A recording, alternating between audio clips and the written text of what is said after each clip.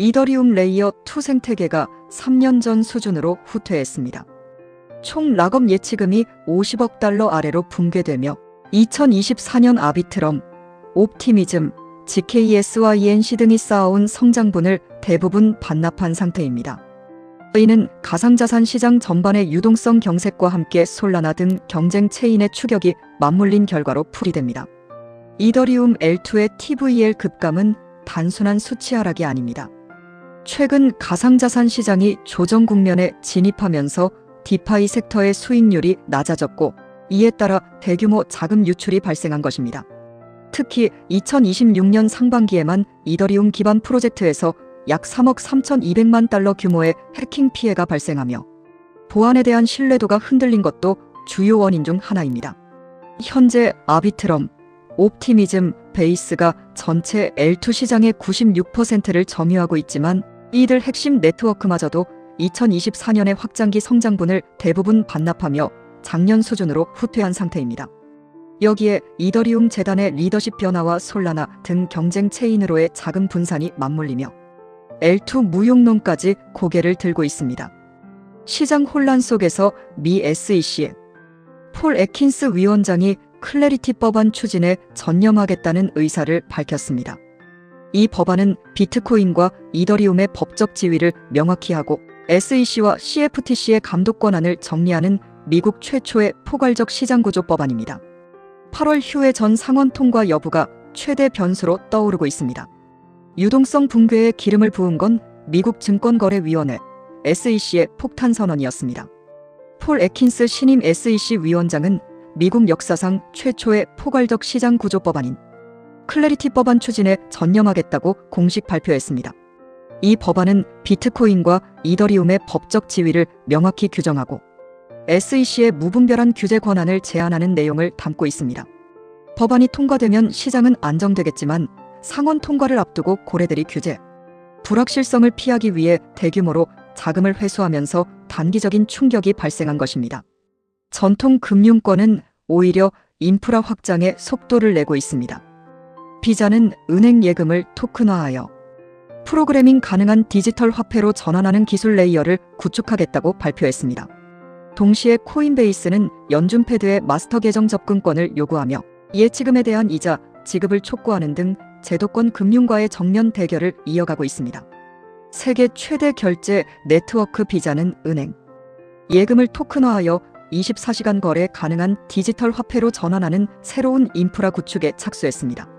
전통 결제망 업체들이 AI와 스테이블 코인을 중심으로 사업 체질을 바꾸고 있다는 점은 암호화폐가 더 이상 투기 대상이 아닌 실질적인 금융 인프라로 자리 잡았음을 방증합니다.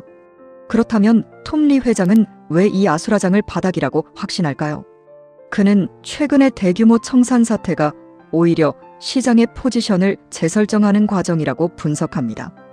특히 그는 2026년 이더리움이 비트코인을 능가하는 슈퍼사이클에 진입할 것으로 보고 있으며 현재의 가격 조정은 기관들의 물량 매집을 위한 마지막 털기 구간일 수 있다고 경고합니다. 모두가 파멸을 외치는 지금 월가의 대표적인 강세론자 톰 리 펀드스트랩 회장은 소름 돋는 분석을 내놓았습니다.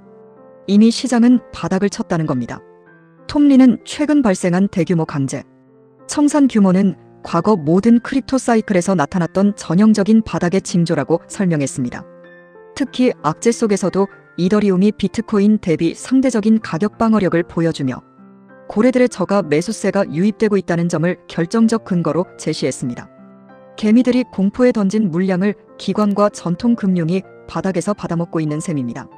위기 뒤에 찾아올 거대한 기회를 절대 놓치지 마시기 바랍니다.